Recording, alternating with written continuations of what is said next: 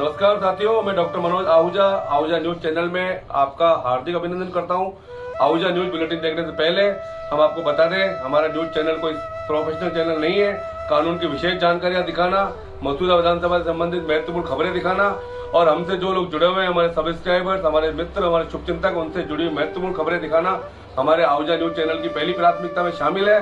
आप भी हमारे आहूजा न्यूज चैनल के सदस्य बने। अगर आपने हमारे चैनल को सब्सक्राइब नहीं किया है तो सब्सक्राइब करें। तो आइए देखते हैं आज की विशेष खबरें आहूजा न्यूज चैनल बुलेटिन। देश की राजधानी दिल्ली के विज्ञान भवन में बार काउंसिल ऑफ इंडिया की ओर से 2 दिवसीय 23 व 24 सितंबर को इंटरनेशनल लॉयर्स कॉन्फ्रेंस का आयोजन किया गया, जिसके उद्घाटन सत्र में शनिवार को बतौर मुख्य अतिथि के रूप में प्रधानमंत्री नरेंद्र मोदी व सुप्रीम कोर्ट के मुख्य न्यायाधीश DY चंद्रचूड़ और कानून मंत्री अर्जुन राम मेघवाल मौजूद रहे। इस मौके पर प्रधानमंत्री ने भाषण देते हुए 8 मुख्य बातें कहीं। उन्होंने कहा कि ये कॉन्फ्रेंस वसुधैव कुटुंबकम की भारत की भावना का प्रतिबिंब कर रहा है। पीएम ने कहा कि दुनिया भर की लीगल फ्रेटर्निटी के दिग्गज लोगों से मिलना मेरे लिए सुखद अनुभव है।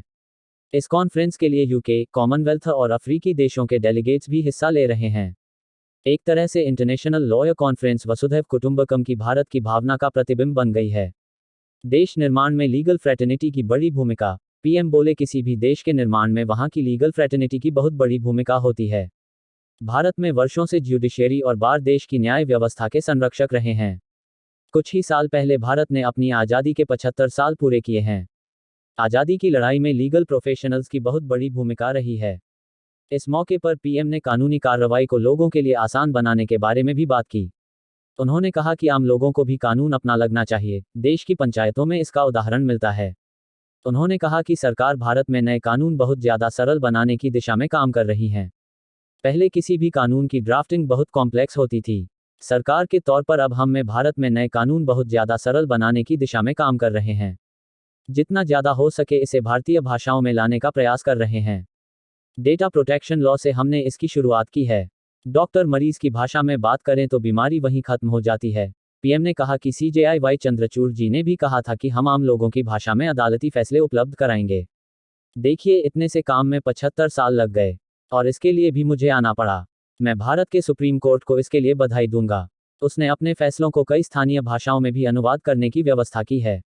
इससे भारत के सामान्य व्यक्ति को बहुत मदद मिलेगी। डॉक्टर भी पेशेंट की भाषा में बात करे तो आधी बीमारी वहीं ठीक हो जाती है। बार काउंसिल ऑफ इंडिया ने भी इन्हीं बातों को ध्यान में रखते हुए इस सम्मेलन का विषय न्याय वितरण प्रणाली में उभरती चुनौतियां शीर्षक के आधार पर आयोजित किया है। इस कॉन्फ्रेंस में लॉर्ड चांसलर ऑफ इंग्लैंड और बार एसोसिएशन ऑफ इंग्लैंड के डेलीगेट्स भी शामिल हुए हैं। इसके साथ ही मोदी ने कहा कि हमारे इतिहास को यदि हम देखें तो स्वतंत्रता संग्राम के दौरान कई वकीलों ने चलती हुई वकालत छोड़कर राष्ट्रीय आंदोलन का रास्ता चुना था। हमारे पूज्य राष्ट्रपिता महात्मा गांधी, हमारे संविधान के मुख्य शिल्पी डॉक्टर बाबा साहब अंबेडकर, देश के पहले राष्ट्रपति डॉक्टर राजेंद्र प्रसाद, देश के पहले प्रधानमंत्री जवाहरलाल नेहरू, देश के पहले गृह मंत्री सरदार वल्लभ भाई पटेल, आज़ादी के समय देश को दिशा देने वाले लोकमान्य तिलक हों या वीर सावरकर हों, ऐसे अनेक महान व्यक्तित्व भी वकील ही थे। बीते दिनों में भारत कई ऐतिहासिक निर्णयों का साक्षी बना। पीएम ने कहा कि आज ये कॉन्फ्रेंस ऐसे समय में हो रही है जब भारत कई ऐतिहासिक निर्णयों का साक्षी बना है। एक दिन पहले ही भारत की संसद ने लोकसभा और विधानसभा में महिलाओं को 33% आरक्षण देने का कानून पास किया है। नारी शक्ति वंदन कानून भारत में महिलाओं के नेतृत्व में विकास को नई दिशा और नई ऊर्जा देगा। इससे पूर्व बार काउंसिल ऑफ राजस्थान के चेयरमैन मनन मिश्रा ने प्रधानमंत्री नरेंद्र मोदी व सुप्रीम कोर्ट के मुख्य न्यायाधिपति डॉक्टर DY चंद्रचूड़ का स्वागत अभिनंदन किया। कार्यक्रम में देश के सभी राज्यों से बार काउंसिल के चेयरमैन व सदस्य उपस्थित रहे। वहीं इस कार्यक्रम में बार काउंसिल ऑफ राजस्थान के chairman RP Singaria, vice chairman Kapil Prakash Mathur, बार काउंसिल के सदस्य भुवनेश शर्मा के सानिध्य में राजस्थान से करीब 100 अधिवक्ताओं ने भाग लिया, जिसमें पूर्व कार्यकारिणी सदस्य मनोज दीक्षित, एडवोकेट मनोज आहूजा, सिकंदर खान, राम अवतार मीना सहित कई अधिवक्ता मौजूद रहे।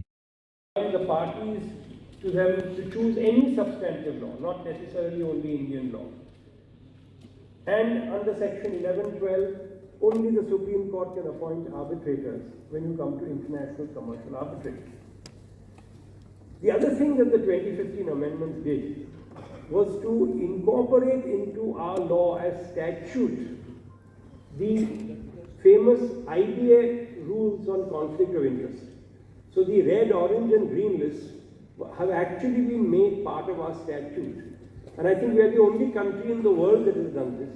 And it's a step forward because they very clearly enumerate guidelines for disclosures by arbitrators, conflicts of interest, tests for impartiality and independence, and also for disqualification.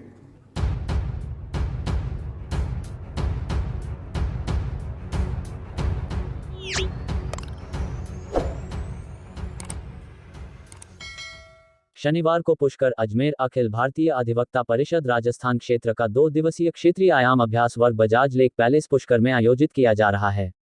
वर्ग के पहले दिन कुल 4 सत्र आयोजित किए गए।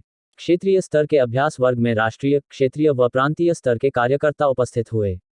उद्घाटन सत्र को संबोधित करते हुए उत्तर क्षेत्र संगठन मंत्री श्री श्रीहरि बोरीकर ने बताया कि संगठन को व्यापक स्तर पर कार्य करने के लिए राष्ट्रीय स्तर पर आयाम जोड़कर रचना की जाए।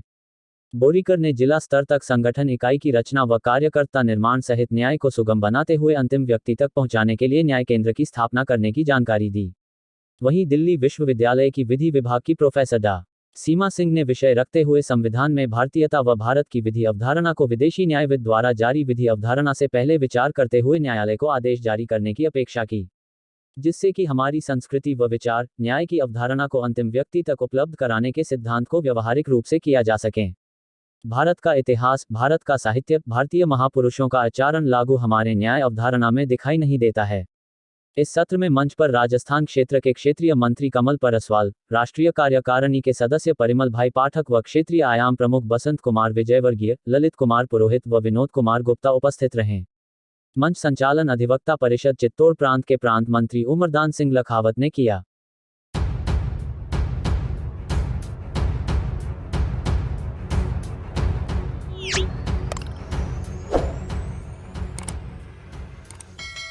निर्मला कोठारी महाविद्यालय सावर में 12 छात्र छात्राओं को गणवेश वितरण किया गया। कोषाध्यक्ष अविनाश कोठारी ने बताया कि निर्मला कोठारी चैरिटेबल संस्थान द्वारा बीए प्रथम वर्ष के चांद कुमारी मीना, जशोदा तेली, कविता मीना, लीला रेगा, महिमा सेन, प्रियंका कुमारी मीना, शिवानी बैरवा, तनुजा सांवरिया, रचना प्रजापत, लक्ष्मी कुमारी माली, किशन कुम्हार, कन्हैयालाल माली को गणवेश वितरण किया गया। निर्देशक एस एन न्याती ने बताया कि जरूरतमंद की सेवा करना हम सभी का कर्तव्य है। आवश्यकता अनुसार हम सभी को मानव सेवा करते रहना चाहिए। कार्यक्रम में व्याख्याता रामबाबू सोनी, धनराज जांगिड़, छीतर लाल बलाई, गरिमा अग्रवाल, राजेंद्र मीना, तंजीम खान, हिमराज गुर्जर, रामगोपाल बलाई, श्यामलाल नुवाल, कैलाश चंद्र, शंकर लाल वैष्णव, देवराज गुर्जर आदि उपस्थित रहे।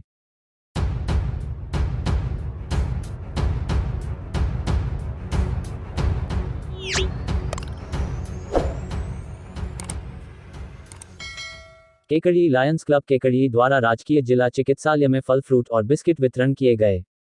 क्लब प्रशासक एवं प्रांतीय सभापति लान एस एन न्याती ने बताया कि स्वर्गीय लान सीताराम चौधरी की पुण्य स्मृति में पुत्र हिमांशु एवं प्रियांशु द्वारा राजकीय जिला चिकित्सालय के प्रमुख चिकित्सा अधिकारी गणपत राजपुरी के नेतृत्व में जिला राजकीय चिकित्सालय में भर्ती मरीजों को डॉक्टर पुनीत आर शाह, प्राचार्य एवं अधीक्षक university college of homeopathic Kekri की उपस्थिति में भर्ती 200 मरीजों को फल फ्रूट व बिस्किट वितरण किए गए। प्रोजेक्ट चेयरमैन लान सीमा चौधरी ने बताया कि लायंस क्लब केकड़ी के सभी साथियों ने जिला चिकित्सालय में फल फ्रूट बिस्किट अपने हाथों से बांटकर पुण्य कार्य में भागीदारी निभाई। उपस्थित सदस्य दिनेश गर्ग, भरत महेश्वरी, पुरुषोत्तम गर्ग, जगदीश फतेहपुरिया, आसाराम जांगीद, निरंजन चौधरी, शैलेंद्र वाधवानी, अनिल दत्त शर्मा, सीमा व्यास, भागचंद मुंदड़ा, राजेंद्र कुमार सोनी, मुरारी गर्ग, विनय पंड्या, दिनेश मेवाड़ा, सतीश मालू, अनिल बंसल सभी ने सेवा कार्यों में सहयोग प्रदान किया।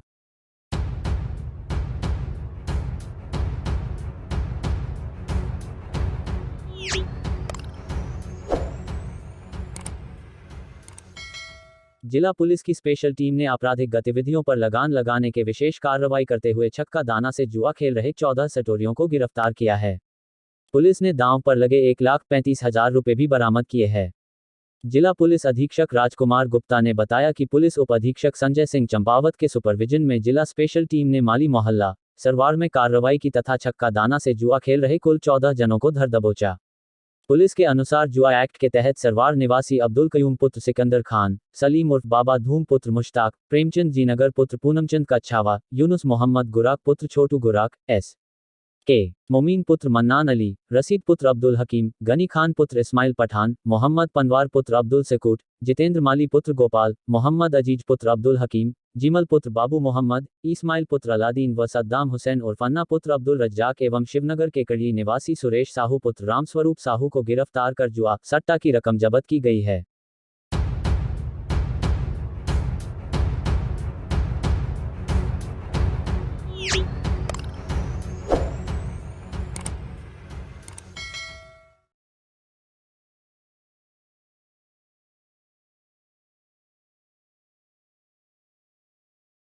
नगर परिषद प्रशासन ने अतिथियों का माल्यार्पण कर साफा बंधवाकर स्वागत किया। कवि सम्मेलन की शुरुआत स्थानीय कवि देवकरण मेघवंशी ने मां शारदे की वंदना के साथ किया। इसके बाद कवि देवेंद्र वैष्णव ने घर की पत्नी, सास ससुर, साली और कोरोना को लेकर कई रचनाएं सुनाकर सभी को लोटपोट कर दिया। मंदसौर से आए कवि मुन्ना बैटरी ने हास्य की फुलझड़ियों से श्रोताओं का खूब मनोरंजन किया। मुन्ना बैटरी ने रावण को अपना फूफा जी बताकर श्रोताओं को हंसा हंसाकर लोटपोट कर दिया। प्रसिद्ध केसर देव मारवाड़ी ने मारवाड़ी भाषा में कई कहानियां सुनाई, जिसे सुनकर लोग ठहाके लगाते नजर आए। इसके बाद आए वीर रस के कवि योगेंद्र शर्मा ने अपनी कविता के माध्यम से श्रोताओं में राष्ट्रवाद की लग जगाई। वीर रस के कवि योगेंद्र शर्मा ने कहा कि सही वक्त पर अफजल को फांसी दी होती तो बंबई में घनघोर धमाके को शैतान नहीं करता। पाकिस्तान के आतंकी घुसपैठ पर कहा कि 2-4 लफंगों को फांसी अगर लाल किले पर हो जाती तो घुसने की बात तो दूर, सोचने की हिम्मत भी पाकिस्तान नहीं करता। योगेंद्र शर्मा ने तुम चाहो तो कतरा कतरा रत्नाकर हो सकता है, तुम चाहो तो कंकर कंकर शिवशंकर हो सकता है, तुम चाहो तो राम राज्य का दौर शुरू हो सकता है, तुम चाहो तो भारत फिर से विश्व गुरु हो सकता है। सुनाई तो श्रोताओं में राष्ट्रभक्ति का जोश भर गया और भारत माता की जय के नारों से सदन गूंज उठा। लोग काफी देर तक तालियां बजाते रहे। इसके बाद आए वीर रस के कवि योगेंद्र शर्मा ने अपनी कविता के माध्यम से श्रोताओं में राष्ट्रवाद की लग जगाई। वीर रस के कवि योगेंद्र शर्मा ने कहा कि सही वक्त पर अफजल को फांसी दी होती तो बंबई में घनघोर धमाके को शैतान नहीं करता। पाकिस्तान के आतंकी घुसपैठ पर कहा कि 2-4 लफंगों को फांसी अगर लाल किले पर हो जाती तो घुसने की बात तो दूर, सोचने की हिम्मत भी पाकिस्तान नहीं करता। योगेंद्र शर्मा ने तुम चाहो तो कतरा कतरा रत्नाकर हो सकता है, तुम चाहो तो कंकर कंकर शिवशंकर हो सकता है, तुम चाहो तो राम राज्य का दौर शुरू हो सकता है, तुम चाहो तो भारत फिर से विश्व गुरु हो सकता है।